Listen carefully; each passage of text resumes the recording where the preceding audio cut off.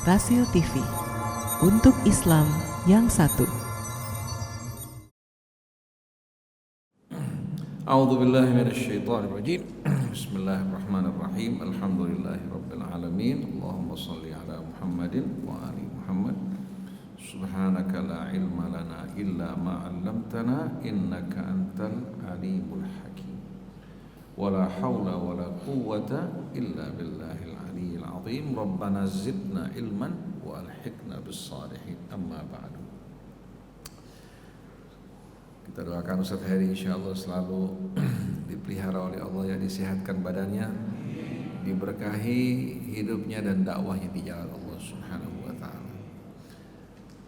Para jamaah hadirin hadirat yang dirahmati Allah Subhanahu wa taala, assalamullahi alaikum jami'an warahmatullahi wabarakatuh. Alhamdulillah, pagi hari ini kita kembali dapat melanjutkan silaturahim kita, juga kajian kita di bawah naungan Al-Quran. Pagi hari ini insyaallah Bapak-bapak ibu-ibu sekalian, kita akan buka suratul Hajj. Surat Al-Hajj dimulai dari ayat 73. Silakan Bapak Ibu buka suratul Hajj dimulai dari ayat 73. Kita terlebih dahulu membaca suratul Fatihah, ya. A'udzu billahi minasy syaithanir rajim. Bismillahirrahmanirrahim. Alhamdulillahi rabbil alamin. Ar-Rahmanir Rahim. Maliki yaumiddin. Iyyaka na'budu wa iyyaka nasta'in. Ihdinas siratal mustaqim. Siratal ladzina an'amta 'alaihim ghairil maghdubi 'alaihim waladdallin.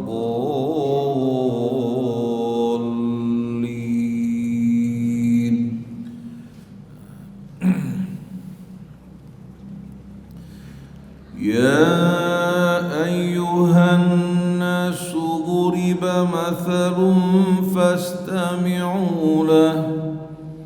Innal ladzina tad'una min dunillahi lan yakhluqu dhubaban walau ijtama'u lahu.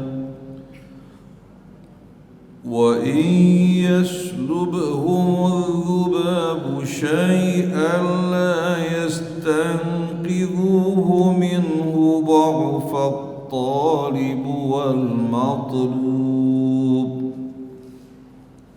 Ma qadarullaha haqqa qadrihi innallaha laqawiyyun aziz. Allahu yastafi minal malaikati rusulan wa minan nas. Innallaha sami'un basir. Ya'lamu ma baina aydihim wa ma khalfahum wa ila Allahi turja'ul umur. Ya ayyuhalladzina amanu irka'u wasjudu wa'budu rabbakum waf'alul khayra la'allakum tuflihun. Wajahidu fillahi haqqa jihadih huwa jtabakum wa ma ja'ala 'alaikum fid dini min haraj millata abikum Ibrahim huwa sammakumul muslimina min qabl وفي هذا ليكون الرسول شهيدا عليكم وتكونوا شهداء على الناس فأقيموا الصلاة وآتوا الزكاة واعتصموا بالله فأقيموا الصلاة وآتوا الزكاة واعتصموا بالله هو مولاكم فنعم المولى ونعم النصير صدق الله العظيم صدق الله العظيم وصدق رسوله الكريم ونحن على ذلك من الشاهدين. Para jamaah hadirin hadirat yang dirahmati Allah,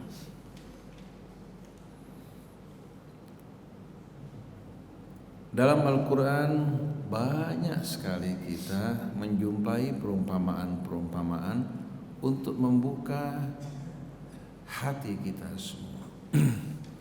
Di antaranya kita lihat dalam suratul Ankabut, Allah memberikan perumpamaan yang amat menarik, yang menggambarkan orang-orang yang berpegang kepada selain Allah, yang berlindung kepada selain Allah, yang percaya kepada selain Allah. Diumpamakan bagaikan apa? Bagaikan rumah laba-laba. Rumah laba-laba kalau kita lihat cepat sekali dibangun dan selesai. Tapi bukan untuk laba-laba bernaung. Kalau kita perhatikan, laba-laba di saat merajut rumahnya, baik di pohon maupun di bawah atap rumah, rumah tersebut dibangun dengan cepat, dengan jaring-jaring yang berasal dari liurnya, sedangkan dia sendiri bernaung di bawah atap rumah atau di bawah pohon. Untuk apa rumah tersebut dibangun? Sebagai perangkap. Datang seekor nyamuk atau lalat atau serangga yang hinggap untuk bernaung ternyata menjadi mangsa baginya. Ini perumpamaan yang Allah berikan dalam suratul Ankabut. Bagaimana seorang datang untuk berlindung, ternyata bukan menemukan tempat berlindung, malah merupakan perangkap bagi dirinya, menjadi mangsa bagi laba-laba tersebut. Begitu pula perumpamaan yang lain yang Allah berikan. Seorang hamba sahaya bekerja pada beberapa tuan. Jadi hamba sahaya ini milik bersama beberapa tuan yang memilikinya. Dia bekerja pada mereka, sedangkan mereka berselisih, bertentangan. Kira-kira yang bekerja di bawah naungannya bingung apa tidak? Di saat si A memanggil, si B langsung mengatakan datang kepada saya. Tahu-tahu dalam kebingungan datang si C mengatakan datang kepada saya. Daraballahu mathalan rajulan fihi syuraka'u mutasyakisun wa rajulan salaman li rajulin hal yastawiyani mathalan. Allah berikan perumpamaan seorang yang bekerja pada beberapa orang yang berselisih, yang memiliki dirinya, dengan seorang yang bekerja pada satu orang tanpa memiliki apa? Sekutu yang lain. Kira-kira mana yang lebih damai hatinya? Yang bekerja pada satu orang. Begitu juga manusia di saat dia bekerja untuk Allah, hiruk pikuk di sekelilingnya tidak berarti apa-apa. Tapi di saat dia mengharapkan keridhaan manusia, kira-kira mampu tidak kita mencapai puncak keridhaan manusia? Irda'un nas ghayatun la tudrak. Mencari keridhaan manusia puncak yang mustahil untuk kita gapai. Oleh karena itu, kalau kita mampu membuat ridha sebahagian orang, sebahagian tidak ridha pada kita. Kita membuat sebahagian orang suka, sebahagian orang tidak suka dengan sikap kita. Seorang wanita ingin tampil menarik, dia mulai mengikuti perkembangan mode, rambutnya, tata rambutnya, begitu pula make upnya, tata alisnya, mengikuti perkembangan zaman. Kira-kira mampu tidak memuaskan semua orang? Tapi kalau dia mencari keridhaan Allah, mengikuti bimbingan tuntunannya, di sana dia akan temukan kebahagiaan. Nah, pada suratul Hajj ayat 73 Allah memberikan satu perumpamaan. Perumpamaan semacam ini tujuannya untuk memperjelas hal-hal yang abstrak yang bersifat maknawi dalam gambaran yang konkret. Jadi seolah-olah kita menyaksikan dengan mata kita langsung. Nah, ini kita jumpai pada keadaan banyak orang yang bergantung kepada selain Allah, berlindung kepada selain Allah, berharap kepada selain Allah. Nah, kita lihat bagaimana perumpamaan yang Al-Quran berikan. Ya ayyuhan nas, wahai umat manusia. Allah tidak mengatakan ya ayyuhalladzina amanu, tapi ya ayyuhan nas. Buriba mathal. Kalian diberikan satu perumpamaan oleh Allah. Allah ini Tuhan yang Maha Esa, yang Maha Kuasa, berbicara kepada hambanya dengan kekuatan logika. Bukan hanya kekuatan logika, bahkan dengan adab dan akhlak. Padahal dia Tuhan kita yang menciptakan kita. Tapi banyak manusia berbicara kepada sesamanya dengan logika kekuatan, dengan cara-cara yang arogan. Padahal dia bukan penciptanya. Aneh gak ibu sekalian? Oleh karena itu yang dipergunakan Al-Quran adalah apa? Yang dipergunakan Al-Quran quwwatul mantiq wal bayan makrunun bil adab. Jadi kekuatan mantik, logika, bayan, keterangan yang jelas diiringi dengan akhlak dan adab. Tapi kalau musuh para nabi, Fir'aun, Namrud, Abu Jahal, logika mereka logika kekuatan. Di saat mereka tidak mampu berdialog, mereka menggunakan logika kekuatan. Jadi yang kita mau tiru siapa? Fir'aun, Namrud, Abu Jahal, apakah Nabi kita Muhammad SAW dan para nabi sebelumnya? Tugas ulama bukan memaksakan orang, menyampaikan, diterima tidak diterima bukan tanggung jawab kita. Nah, sulitnya kalau ulama sudah tidak dipercaya disebabkan karena akhlak dan pribadinya, bukan menyampaikan risalah Allah, tapi memanfaatkan agama untuk tujuan dunianya, menjadi kendaraan politik. Bicaranya pagi lain, siang lain, malam lain, ini berbahaya buat kita. Padahal ulama seharusnya sebagai pewaris para nabi, apa yang disampaikan oleh para nabi. Nah, buriba mathalun fastami'ulah. Coba kalian dengarkan, kalian renungkan. Allah tidak mengatakan fasma'u. Sami'a yasma'u, mendengar, istama'a yastami'u juga. Cuma bedanya kalau istama'a dengan huruf lebih banyak menunjukkan arti mendengar sambil merenungkan. Kalau sami'a yasma'u bisa saja mendengar sambil sambil lalu. Tapi fastami'u, coba kalian renungkan. Innal ladzina tad'una min dunillah la yakhluqu dzubaba. Sesungguhnya mereka-mereka yang kalian dambakan, yang kalian harapkan, yang kalian mohon selain dari Allah, la yakhluqu dzubaba, sekali-kali tidak akan mampu untuk menciptakan seekor lalat. Allah tidak umpamakan hal yang besar, sapi atau kerbau atau menciptakan langit bumi, tidak. Hal yang sepele. Mereka-mereka yang kalian panggil, yang kalian seru, yang kalian dambakan selain dari Allah, mereka tak kuasa untuk menciptakan walaupun hanya seekor lalat.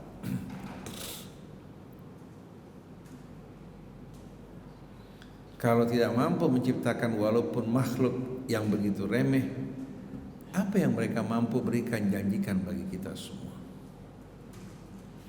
Yang lebih aneh lagi, wa iyaslubhumudz dzubabu syai'an la yastanqidhuhu minhu dha'ufat thalibu wal matlub. Kalau lalat mengambil sesuatu dari milik mereka, mereka tidak mampu untuk apa? Merampas dan mengambilnya kembali.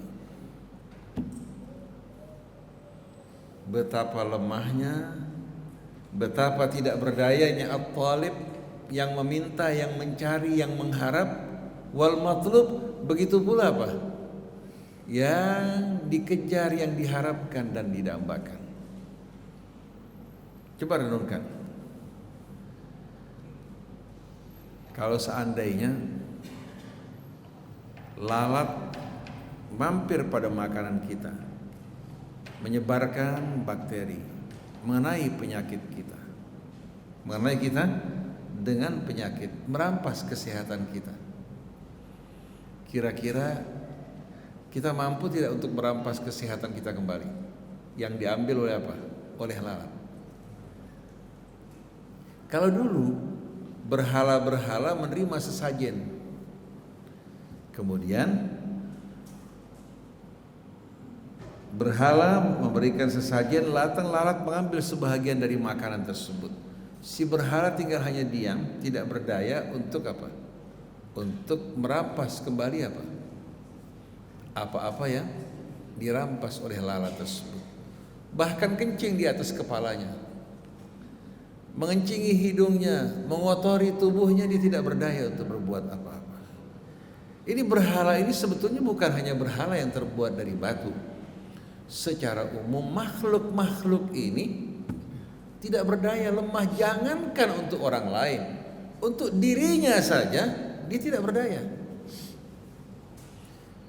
Kita jumpai bagaimana seseorang yang kedua ginjalnya gagal untuk bekerja, tubuhnya lemah, padahal tadi seorang pejabat tinggi yang berkuasa, lagi seorang olahragawan, binaragawan, subhanallah, terkena kegagalan ginjal, dia tidak berdaya, direndeng-rendeng untuk melakukan cuci darah, tidak mampu untuk memulihkan kedua ginjalnya kembali.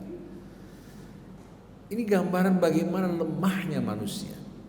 Dha'ufat talibu wal matlub, betapa lemahnya at-talib yang mengejar, betapa lemahnya juga al-matlub yang dikejar. Lalat kan lemah, betul tak? Lalat lemah. Nah, ini perumpamaan bagi apa-apa yang diharapkan, didambakan selain dari Allah Subhanahu wa taala. Kemudian datang lalat mengambil sesuatu daripadanya, dia tidak mampu untuk berbuat apa-apa sama sekali.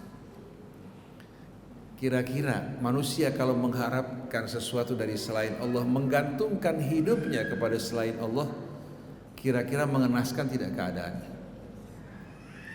Begitu mulai kita berharap pada selain Allah, kita akan dijauhkan dari Allah Subhanahu wa taala. Akhirnya apa?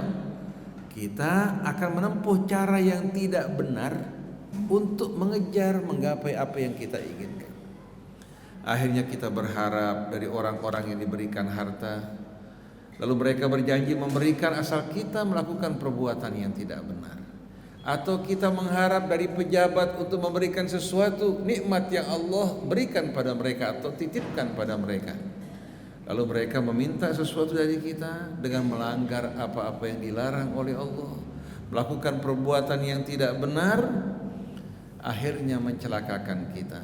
Kita jual agama kita bukan untuk dunia kita, tapi untuk dunia orang lain. Jadi kesimpulan dari ayat ini, mereka-mereka yang kita harapkan selain dari Allah tidak akan pernah mampu menciptakan seekor lalat. Bahkan bila lalat mengambil sesuatu dari mereka, mereka tak akan kuasa untuk merampasnya kembali.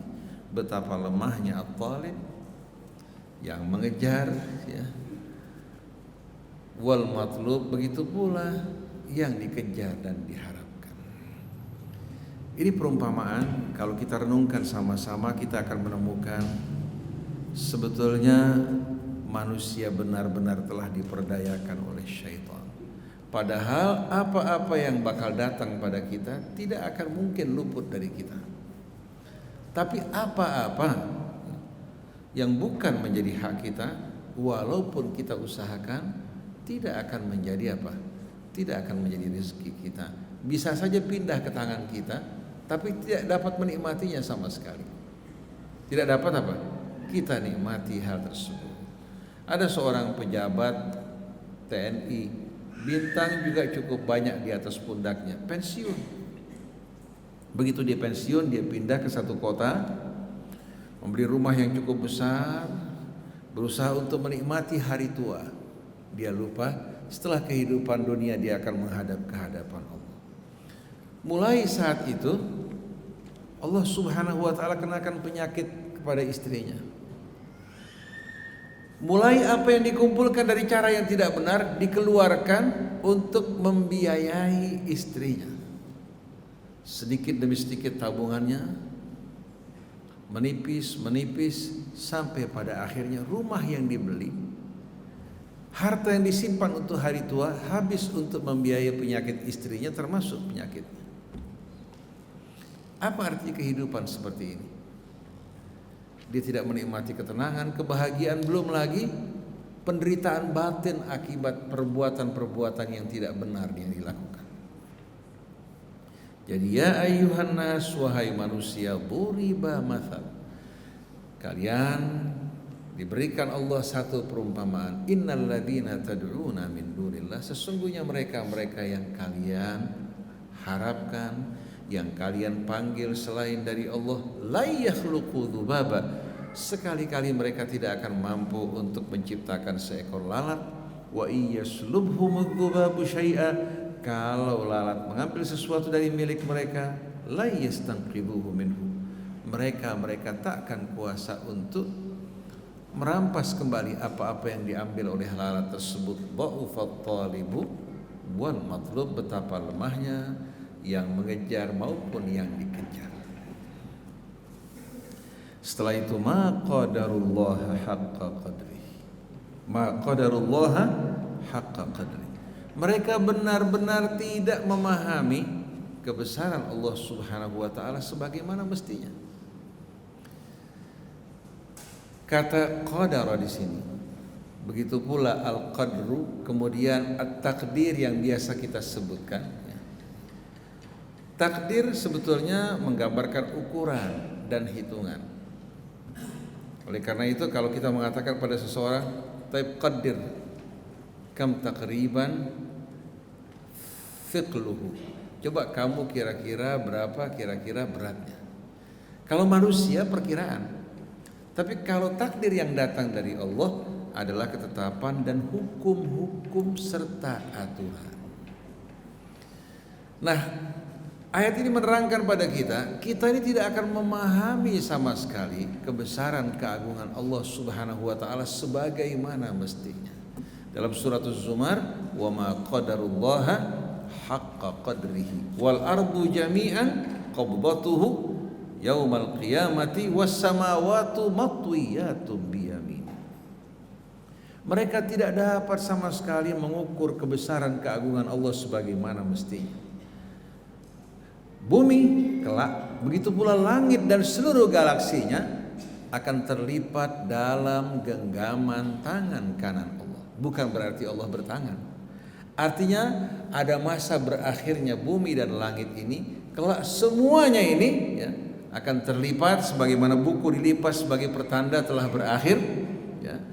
Begitu pula langit bumi yang kita pandang besar, bahkan jangankan langit bumi yang kita pandang besar ini pada sebutir debu di tengah-tengah alam raya.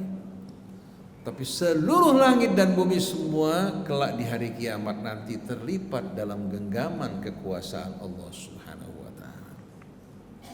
Nah, kira-kira yang menguasai langit bumi, yang semua bergerak dan berdiam atas izin Allah, kalau kita menyeru memanggil Allah Subhanahu wa taala, memohon padanya, kuasa tidak untuk memenuhi kebutuhan kita?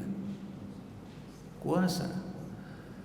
Tapi kita tidak yakin, kita ragu. Kalau kita yakin akan kekuasaan Allah, akan kasih sayangnya, berbaik sangka pada Allah, Allah akan penuhi hajat kita. Wa idza sa'alaka ibadi anni fa inni qarib. Allah amat dekat. Allah tidak pernah sekejap pun meninggalkan kita. Tapi kita begitu merasa kuat, merasa kaya, merasa mampu, kita berpaling dari Allah. Allah Subhanahu wa ta'ala. Bahkan terkadang karena permintaan istri kita lupa pada Allah. Karena kemauan anak kita toleransi terhadap hak Allah. Kalau bapak ibu toleransi terhadap hak bapak ibu, terhormat. Tapi kalau hak Allah itu bukan milik kita. Betul tidak ibu sekalian? Kalau ibu mau toleransi terhadap hak ibu, seharusnya hak ibu 100, ibu maafkan, ibu berikan pada orang, itu hak ibu. Kalau berkaitan dengan hak Allah, hukum-hukum dan aturannya, kita tidak punya hak untuk apa? Untuk melakukan apa?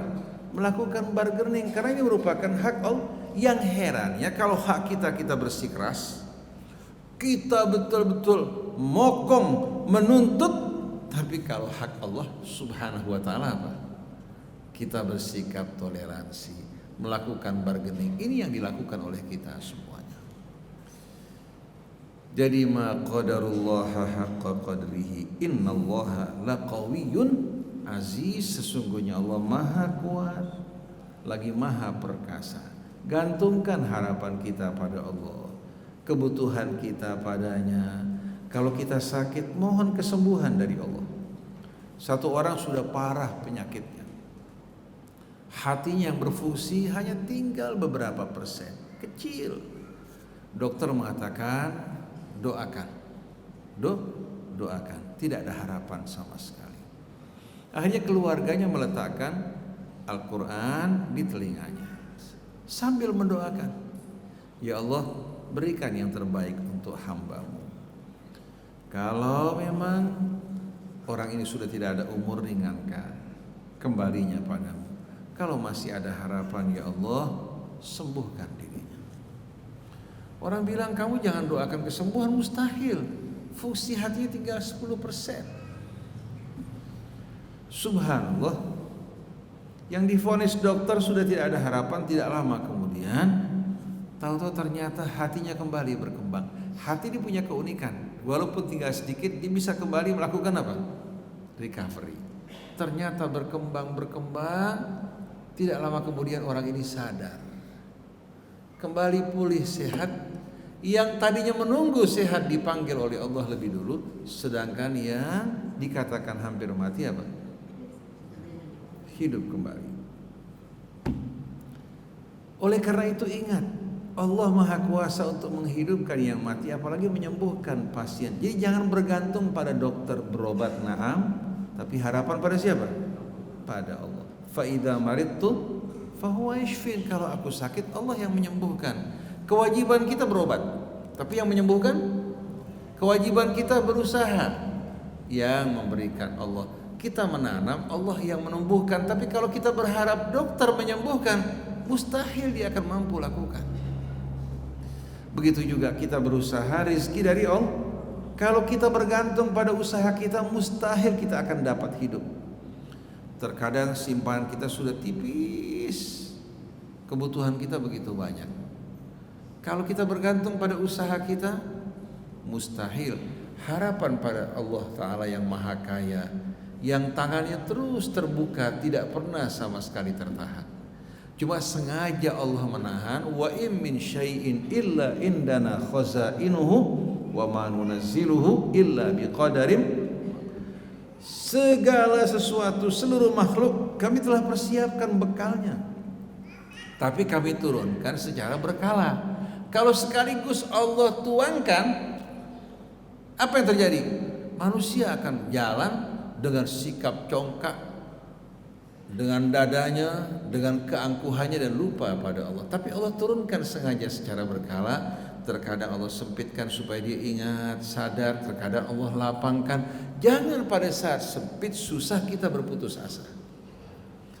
Pada saat senang jangan lupa bersyukur. Pada saat sempit hendaknya kita berharap pada Allah Subhanahu wa ta'ala dan putuskan harapan kita dari selain Allah. Tidak akan berguna, malah akan membuat kita menjadi budak yang kehilangan kemerdekaan kita. Allahu yastafi minal malaikati rusula wa minan nas.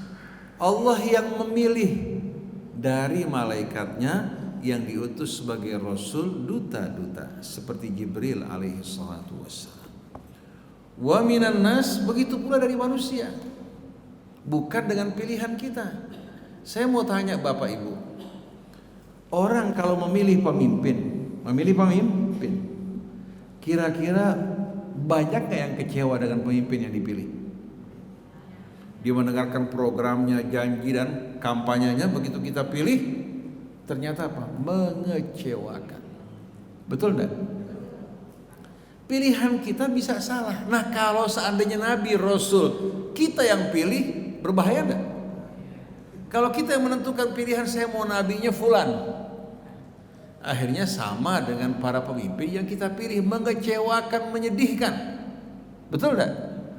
Oleh karena itu, untuk Nabi Rasul, begitu pula para malaikat, Allah turun tangan bukan dengan pilihan kita. Jadi jangan kita memprotes, kenapa fulan yang harus diutus, kenapa bukan kami? Seperti orang-orang Yahudi ya, yang tidak menyukai Jibril, termasuk juga Mikail. Hingga Allah katakan man kana aduwan li Jibril wa Mikala. Karena mereka ingin Jibril menyampaikan wahyu kepada orang yang diinginkan oleh mereka. Kenapa harus kepada Bani Ismail bukan kepada Bani Israel?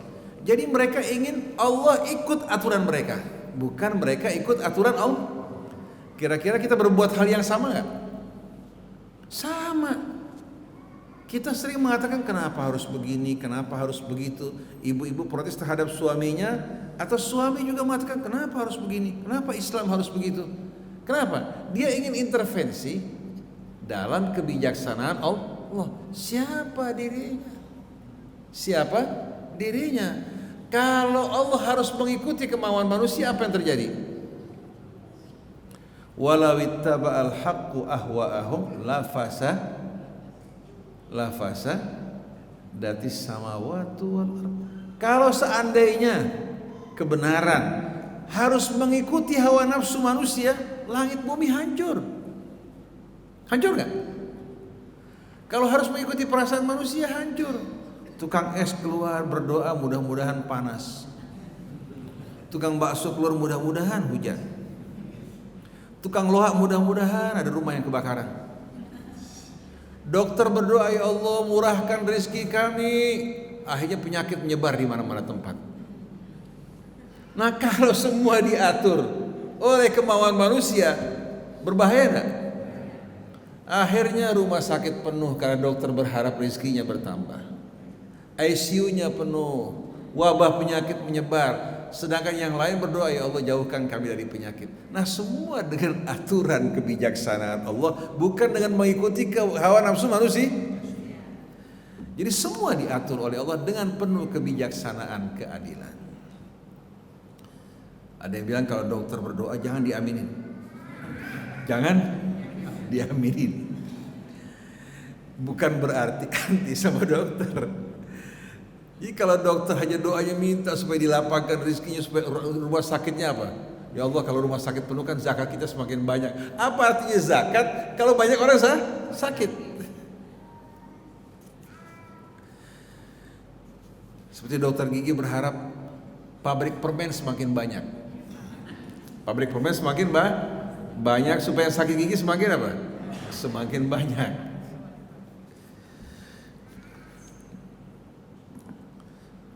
Allahu yastafi minal malaikati rusulan wa minan nas. Allahu a'lamu haitsu yaj'alu risalata. Allah yang memilih dari malaikat siapa yang diutus sebagai dutanya, begitu pula dari manusia. Innallaha sami'un basir. Sesungguhnya Allah Maha mendengar lagi Maha melihat. Artinya sebaik-baiknya kita tunduk pasrah kepada Allah. Nah, kepasrahan kita dengan sendirinya kita harus tujukan pada kitab Allah. Adapun selain kitab Allah, karena kesuciannya, kebenarannya tidak terjamin seperti Al-Quran, cocokkan dengan Quran. Yang cocok dengan Quran kita ikuti, yang tidak kita tinggalkan. Begitu juga perkataan manusia, ucapan manusia dari manapun dia berasal, baik orang dekat dengan kita maupun orang lain, jangan perasaan sebagai tolok ukur menerimanya, tapi kembalikan pada Quran. Selagi cocok dengan Quran kita ikuti, tidak sesuai kita tinggalkan. Ini merupakan bimbingan dari keluarga nabinya maupun sahabat-sahabat nabinya yang telah diabaikan, ditinggalkan. Setelah itu, ya'lamu ma baina aydihim wa ma khalfahum wa ila Allahi turja'ul umur. Allah ini yang memilih dan yang paling patut untuk memilih. Kenapa? Karena dia mengetahui apa yang di hadapan mereka maupun yang di belakang mereka. Ilmu Allah ini tidak terikat oleh dimensi ruang dan waktu. Dia mengetahui yang lalu, yang kini maupun yang akan datang. Oleh karena itu pilihan Allah tidak akan salah. Kalau pilihan kita pilih presiden fulan, begitu naik kita menyesal. Di masa akan datang juga begitu. Kita pilih pasti ada penyesalan di hati kita. Karena manusia tidak sempurna. Oleh karena itu kalau kita ingin betul-betul di bawah bimbingan Allah, berdoa yang banyak, mohon agar Allah memilih untuk kita. Kemudian dalam memilih jangan kita tertipu oleh program, oleh agenda. Lihat pribadi orang tersebut bagaimana beriman, bertakwa, takut kepada Allah, cinta kepada bangsa tanah air. Karena apa? Karena kita tahu bahwa demokrasi di negeri kita ini sama dengan demokrasi ala Amerika, di mana kita tahu bahwa partai itu tidak diberikan anggaran. Partai tidak diberikan anggaran oleh pemerintah, tapi harus mencari dana sendiri. Oleh karena itu, partai butuh kepada para pemodal. Nah, partai karena ketergantungan pada para pemodal atau para pemilik modal, maka partai ini dengan sendirinya harus memperhatikan suara kepentingan para pemilik modal, bukan rakyat. Walaupun mengatasnamakan rakyat, bahkan pakai nama Islam, partai yang tidak memperhatikan para pemilik modal tidak mampu kampanye. Oleh karena itu begitu partai menang atau partai menang, wakil-wakilnya mereka akan mencalonkan pemimpin yang bagaimana? Yang sesuai dengan kepentingan rakyat, apa yang sesuai dengan kepentingan para pemilik modal? Para pemilik modal. Betul enggak? Begitu pemimpin yang diangkat disesuaikan dengan kepentingan para pemilik modal, dia akan bekerja untuk rakyat atau bekerja untuk mereka? Ini yang terjadi. Jadi sistem pemilihan di negeri kita itu sebetulnya bekerja bukan untuk kepentingan rakyat, kepentingan para pemilik modal. Kalau di Amerika yang menjadi donatur, yang memberikan dukungan kepada partai, sebahagian besar dari tangan Zionis melalui perusahaan-perusahaan multinasional mereka. Oleh karena itu setiap pemimpin Amerika, lihat, sebelum terpilih dia harus berkunjung kemana? Ke Israel. Obama datang ke Israel, Fulan datang ke Israel, memberikan janji-janji yang terbaik untuk mereka. Baru nanti apa? Ketika Fahad bin Abdul Aziz meninggal dunia, dalam waktu lama tidak diumumkan. Kenapa? Karena yang bakal menggantikan belum menghadap ke Amerika, belum memberikan baiatnya. Sedangkan negara Saudi Arabia berdiri dengan dukungan Inggris dulu. Setelah peperangan dunia kedua diserahkan pada Amerika sebagai centeng pelindungnya, berbagi keuntungan dengan Inggris. Kemudian kedutaan besar Amerika di Saudi Arabia mengumumkan yang bakal naik ke atas menggantikan adalah generasi ketiga, bukan generasi kedua. Maksudnya bukan anaknya Abdul Aziz tapi cucu. Akhirnya setelah itu langsung Abdullah bin Abdul Aziz berangkat ke Amerika. Begitu pulang dari Amerika, Fahad diumumkan meninggal dunia, kemudian yang menggantikan Abdullah. Itu merupakan satu keharusan. Kalau tidak, yang naik bukan Abdullah, tapi yang naik adalah pengganti yang bakal mewakili kepentingan Amerika dan Zionis. Oleh karena itu serangan terhadap Yaman, bahkan beberapa bulan haram dilanggar, semua untuk melaksanakan kepentingan siapa? Kepentingan Zionis yang berada di belakang Amerika. Karena begitu terjadi perubahan di Yaman, tidak lagi berpihak pada negara barat, langsung Netanyahu berangkat ke Amerika, ceramah di Kongres, bahkan menyerang langsung Obama. Ceramah juga di AIPAC, organisasi Yahudi. Kita lihat bagaimana Presiden Amerika, Kongres Amerika, semua tunduk pada kepentingan Zionis karena mereka memegang power. Jadi partai-partai di negeri kita, coba lihat, ketergantungan mereka pada pemilik modal besar, sedangkan rakyat hanya menerima janji-janji. Begitu mereka naik, proyek diberikan pada pemilik modal. Ini merupakan fakta kenyataan. Oleh karena itu, berjuanglah untuk kebenaran, jangan mau diperdayakan, kemudian berdoa pada Allah Subhanahu wa taala. Jadi ini perbedaannya pilihan Allah sama pilihan manusia. Kalau pilihan Allah tidak akan salah. Kira-kira kitab Allah mungkin salah nggak? Tapi kalau buku manusia, oleh karena itu saya paling tidak menerima ada ungkapan Ashahul kutub ba'da kitabillah al-Bukhari wa Muslim. Kitab yang paling sahih setelah kitab Allah Bukhari Muslim. Ini nggak bisa diterima. Nggak mungkin dibandingkan kitab kumpulan manusia dengan kitab Allah. Perbandingannya tidak mungkin ada sama sekali. Karena ucapan semacam ini membuat seorang terikat. Sebagaimana terikat dengan Quran, terikat dengan dua buku tersebut. Nah, kalau kalangan Syiah mengatakan Ashahul kutub ba'da kitabillah Al-Kafir Al-Kulaini, Man la yahduruhul faqri, At-Tahdhib wal Istibsar. Enggak dapat diterima sama sekali. Apa yang dikumpulkan manusia bersumber dari upaya mereka yang tidak sempurna, dari ingatan yang tidak sempurna, kemudian pribadi yang tidak terjamin dalam sanad riwayat ini. Tapi kalau ini kan langsung dari Allah Ta'ala. Oleh karena itu kita tidak sama sekali membanding-bandingkan karya manusia, kumpulan manusia dengan kitab Allah. Kita kembalikan semua ke dalam kitab Allah. Riwayat dari Ahlul Bait, dari sahabat Nabi, kita kembalikan dalam kitab Allah. Yang sesuai kita ambil, yang tidak sesuai kita tinggalkan. Orang mau berkata apa silahkan, yang penting loyalitas kita untuk Allah, untuk Rasulnya, untuk kitab sucinya, bukan untuk seorang selain Allah Subhanahu wa taala. Jadi jelas Ibu sekalian ya, kita lihat Allah memilih langsung rasul-rasul dan duta-dutanya. Oleh karena itu apa yang dipilih oleh Allah jangan kita tawar-menawar. Apa yang Allah pilih bagi kita ikuti. Apa yang Allah perintahkan kita ikuti, yang dilarang kita jauhkan.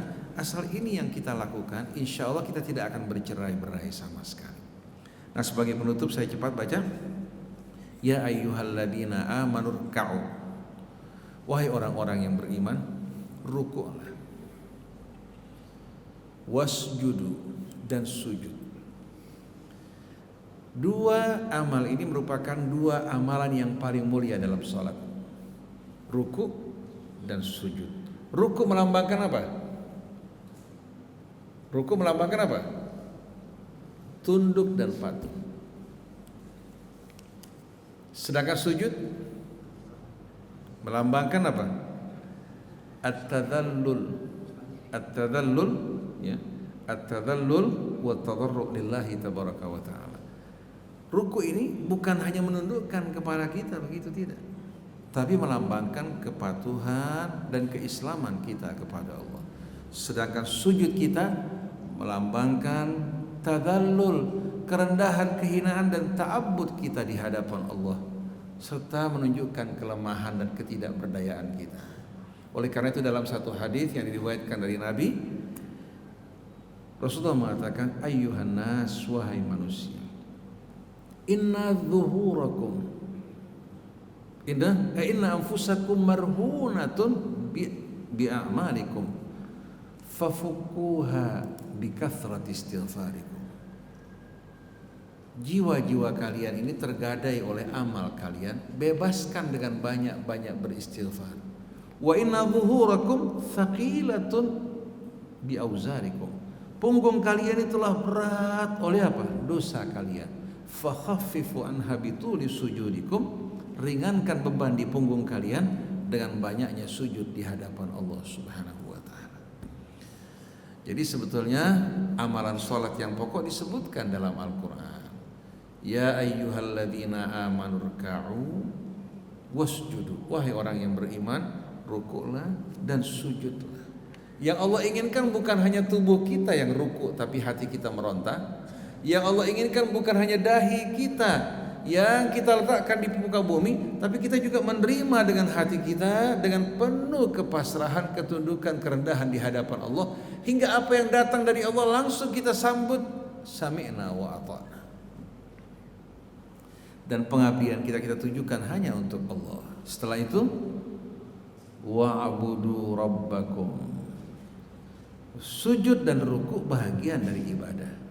Jadi Allah sebutkan hal-hal yang pokok yang penting. Setelah itu secara umum Allah sebutkan wa'budu rabbakum, mengabdilah kalian kepada Tuhan kalian, beribadahlah kalian kepada Tuhan kalian dengan seluruh potensi dan aspek yang Allah berikan pada kalian. Bukan hanya sholat, bukan hanya puasa, tapi seluruh kehidupan gerak-gerik kita tidak keluar dari rel ibadah. Setelah itu waf'alul khair, ditutup dengan banyak-banyaklah berbuat kebaikan, la'allakum tuflihun, agar kalian meraih kesuksesan. Jadi kita lihat antara ibadah berbuat kebaikan tidak dapat dipisahkan satu sama lain. Oleh karena itu Bapak Ibu perlu tahu bahwa seorang yang beragama dengan baik bukan dilihat dari jenggotnya, dari kopiahnya, dari jubah seperti yang saya pakai atau sorbannya, bukan, atau jidatnya yang hitam, tidak. Begitu juga ibu-ibu bukan dilihat dari jilbab ibu walaupun sampai ke bawah, tapi apa-apa yang ibu lakukan tadi betul-betul mewakili jiwa yang baik, pribadi yang luhur, yang santun, mencintai kebenaran, jiwa yang penuh dengan rahmat. Kalau pakaian kita, bahkan kita hafal Quran, menguasai disiplin keislaman, mulut kita kotor, gemar mencaci, memaki, menaburkan kebohongan, bersikap kasar pada saudara kita, ini tipe-tipe bukan orang yang mengikuti kitab dan sunnah, tapi min ahlin nar. Kalau orang tidak merasa aman dari gangguannya, bukan orang yang beriman. Nah, yang kita inginkan dari pendidikan kajian ini bukan hanya wacana, bukan hanya sekedar teori, tapi kita praktekkan langsung sebagaimana Ibrahim menjadi contoh bagi kita dengan perilaku dan hidupnya. Wa'budu rabbakum waf'alul khaira la'allakum tuflihun. Kemudian setelah itu Allah perintahkan kita berjuang, memperjuangkan kebenaran, bukan hanya bersifat pasif, menyaksikan orang yang salah, menyaksikan orang yang berada di tebing api neraka kita biarkan, menyaksikan kemungkaran merajalela kita berdiam, tidak, tapi wajahidu fillah, berjuanglah di jalan Allah. Perjuangan bukan hanya perang seolah-olah Islam haus perang, tidak. Seluruh kehidupan kita di perjuangan. Jadi berjuanglah di jalan Allah haqqa jihadi, dengan sebenar-benarnya jihad. Huwa jitabakum, Allah yang langsung memilih kalian menjadi sebaik-baiknya umat yang cinta kebaikan, juga memperjuangkan kebaikan, cinta kebenaran, memperjuangkan kebenaran, cinta keadilan, memperjuangkan juga keadilan. Ma ja'ala alaikum fid dini min haraj. Allah tidak adakan dalam agamanya ini kesempitan. Dalam agama tidak ada kesempitan. Setiap ada kesempitan langsung terbuka jalan keluar. Fa inna ma'al usri yusra. Inna ma'al usri. Jadi kalau Bapak Ibu menjumpai kesempitan, ketahuilah itu bukan dari agama, dari orang yang memahami salah mengenai agama. Kemudian ma ja'ala alaikum fid dini min haraj millata abikum Ibrahim, sesuai dengan millah, jejak langkah kakek kalian, ayah kalian Ibrahim. Huwa sammakumul muslimina min qablu. Huwa di sini bisa kembali pada Allah, bisa kembali pada Ibrahim. Yang terdekat Ibrahim, ya. Tapi dalam ayat yang mengeluarkan perintah adalah Allah. Jadi bisa saja Allah yang menamakan kalian muslimin sebelumnya, sebelum Nabi kita. Bisa juga kembali pada Ibrahim. Sebagaimana Ibrahim, wa wassa biha Ibrahimu banihi wa Yaqubu ya baniya innallaha astafa lakumuddin fala tamutunna illa wa antum muslimun. Jadi dia yang menamakan kalian muslimin jauh-jauh hari sebelum Nabi diutus. Jadi Islam ini bukan hanya agama yang disampaikan Nabi kita, disampaikan Al-Masih, disampaikan juga oleh nabi-nabi sebelumnya. Artinya berserah diri secara total kepada Allah. Oleh karena itu tidak perlu ada tambahan Muslim Syiah, Muslim Sunnah, Muslim NU, Muslim Muhammadiyah. Saya takut ini nanti akan membuat kemurnian iman Islam kita rusak. Sunnah itu karakter, bukan partai, bukan agama, karakter. Sunnah Rasul, karakter Nabi kita Muhammad sallallahu alaihi wasallam yang diilhami oleh Al-Qur'an. Syiah ya, artinya mencintai keluarga Nabi itu tidak diragukan lagi. Orang kalau dia mengaku muslim membenci keluarga nabinya, berarti dia membenci juga nabinya. Betul enggak? Kalau dia membenci sahabatnya, bagaimana dia mencintai Islam? Dia membenci sahabat yang berjuang di sisi Nabi kita Muhammad sallallahu alaihi wasallam. Tapi Syiah bukan agama. Syiah ini kecintaan kepada orang-orang yang apa? Yang berasal dari keluarga nabinya, yang berjuang bersama nabinya, yang mendampingi nabinya. Mereka orang-orang yang dengan sendirinya kita cintai, kita hormati sebagaimana kita mencintai juga sahabat-sahabat Nabi. Bahkan lebih daripada itu, saya ini tidak beriman kalau saya membenci seorang muslim karena Islamnya. Kalau saya benci bukan pribadinya, perbuatan yang tidak benar itu wajar. Tapi kalau saya membenci kaum muslimin, bagaimana saya beriman? Yang wajib saya lakukan menolong mereka. Jadi jangan perlu ada tambahan. Karena yang Allah berikan Islam yang murni. Islam murni. Kalau susu coklat sudah bercampur dengan atau katakan susu, katakan bercampur dengan teh, bukan lagi susu bercampur dengan teh. Nah, Islam ini kalau kita jadikan pegangan akan menyatukan kita semuanya. Oleh karena itu kalau ditanya apa agamamu, ana muslim, ana muslimah, wa nahnu muslimun. Yang unik ketika saya dialog sama sebagian pemuda di Mekah, ditanya kamu dari mana Indonesia? Kamu punya mazhab? Saya muslim. Lah jelaskan mazhab kamu. Saya bilang Allah Subhanahu wa taala tidak pernah menerangkan dalam kitabnya. Kan termasuk kalian yang memerangi bid'ah. Kenapa kalian tambahkan lagi?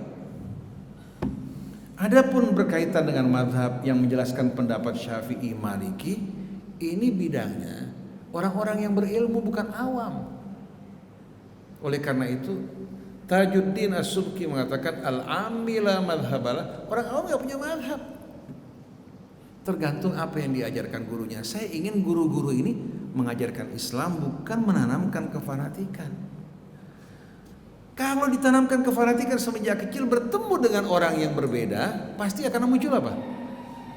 Dia beranggapan orang di luar dia ini min ahlin nar, atau paling tidak nggak jelas nasibnya. Kita ingin mengajak kepada Allah bersatu dalam Islam, bukan bersatu dalam kelompok. Nah, prinsip-prinsip Islam jelas. Kemudian kitab sucinya jelas. Betul enggak? Nabinya jelas. Nah, kalau perbedaan pendapat serahkan pada ulama, jangan kalian terlibat.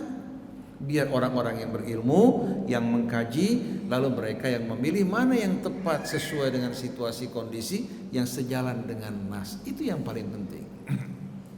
Jadi kembali, wasammakumul muslimin wa fi hadza. Ini penting sekali. Liyakuna ar-rasulu syahidan alaikum wa takunu syuhada 'alan nas. Yang Allah inginkan dari kita ini ya, menjadikan Rasul sebagai saksi, tauladan, cermin bagi kita. Lalu kita di tengah-tengah manusia menjadi saksi contoh yang baik. Kalau Nabi menjadi saksi bagi orang-orang yang berilmu, belajar meneladani Nabi, dia menjadi saksi keindahan, keagungan Islam di tengah-tengah masyarakat. Jadi wa kadzalika ja'alnakum ummatan wasata litakunu syuhada 'alan nas wa yakuna ar-rasulu 'alaikum syahida. Jadi umat wasat ini umat yang meneladani Nabi, kemudian dia memperkenalkan Nabi dan Islam melalui akhlak dan perilakunya. Orang anti sama Islam karena perilaku umat Islam. Jadi wa fi hadza liyakuna ar-rasulu syahidan 'alaikum wa takunu syuhada'a 'alan nas, agar kalian menjadi contoh bagi manusia dan Nabi menjadi suri tauladan kalian. Saya mau tanya, nabinya salafi khalafi? Nabinya Syiah apa Sunnah? Nabinya NU apa Muhammadiyah? Dulu orang Yahudi mengklaim bahwa Nabi Ibrahim dari mereka. Orang Nasrani mengklaim Nabi Ibrahim dari mereka. Orang musyrik juga bilang apa? Nabi Ibrahim sama kita. Dijawab oleh Allah, tidak. Maka na Ibrahimu Yahudiyan wala Nasraniyan walakin kana hanifan muslima wa ma kana minal Wa ma kana Rasulullah sallallahu alaihi wasallam syi'iyan wala sunniyan wala nahdiyan wala muhammadiyan wala salafiyan wala khalafiyan walakin kana hanifan musliman wa ma kana minal musyrikin.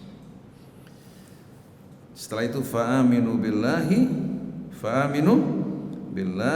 faqimus shalah wa atuz zakah. Sibukkan diri kalian dengan apa? Mendirikan salat. Hadapkan wajah ke hadapan Allah dan apa? Terjemahkan salat dalam kehidupan kita yang melambangkan kepasrahan, ketundukan, keislaman kepada Allah. Wa atuz zakah, berbagi dengan harta yang Allah berikan. Ini semua kan bakal ditinggalkan di belakang. Ibu-ibu nyimpen emas, gelang, macam-macam berlian ibu simpen. Apa artinya? Mendingan ibu gunakan simpanan ibu buat ngawinin anak, buat bangunkan rumah buat mereka, lebih berbagi untuk orang-orang yang susah. Apa gunanya ibu buka perhiasan, ibu pandangin? Lebih berharga mana perhiasan apa ibu? Kalau ibu lakukan ini, perhiasan lebih berharga dari ibu. Padahal seharusnya perhiasan menghiasi ibu, tapi yang terjadi ibu menghiasi perhiasan. Diberikan tempat-tempat, banyak kolektor-kolektor yang gemar sampai baju SMA-nya masih disimpan.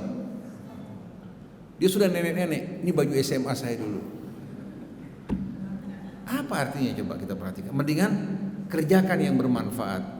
Gunakan harta untuk memberikan modal buat anak kita. Jangan ibu-ibu enak aja dulu. Saya dulu waktu kawin susah payah, tahu nggak? Abah dulu mikul apa? Mikul barang, jual pisang, jual ini. Kalau kamu mau kawin, harus kamu bisa menghidupkan diri kamu sendiri. Bodoh orang tua seperti ini. Kita ingin justru apa? Orang tua bisa bermanfaat untuk dirinya, bermanfaat untuk anaknya, bermanfaat untuk cucunya kalau perlu. Dia kawinkan semuanya. Kalau dia bisa berikan rumah untuk mereka, berikan rumah mereka semuanya. Berarti apa? Dia orang yang bermanfaat. Jangan sama anak aja dengki. Sama anak enak aja kamu.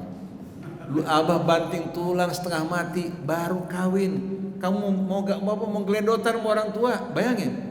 Sampai orang tua bilang, dulu abah melihara kambing dapat susu, melihara kamu dapat kotoran, dia bilang. Jadi banyak orang tua yang dengki sama anaknya. Dengki sama anaknya. Betul enggak? Kita jadi orang yang bermanfaat. Keluarga kita, tetangga kita, berikan kesejahteraan untuk mereka di saat kita mampu. Jangan kita menyimpan yang bawa penyesalan di hari kemudian nanti. Kemudian wa'tasimu billah, berpeganglah pada Allah. Jangan berpegang pada selain Allah. Kita kalau berpegang pada Allah, di mana saja kita akan merasa aman. Huwa maulakum, dia pelindung kalian yang sebenarnya. Ni'mal maula wa ni'man nasir, dia sebaik-baiknya maula, sebaik-baiknya penolong. Paling damai, paling nikmat kita berpegang pada Allah. Enggak takut diancam semua orang. Macam-macam saya putus dari jabatan kamu, macam-macam saya hentikan sumber kehidupan kamu. Tapi kalau kita berpegang pada Allah, kita bebas menyampaikan apa yang kita inginkan. Demikianlah para jamaah sekalian, kita serahkan selanjutnya kepada Ustadz Hamzah untuk melanjutkan.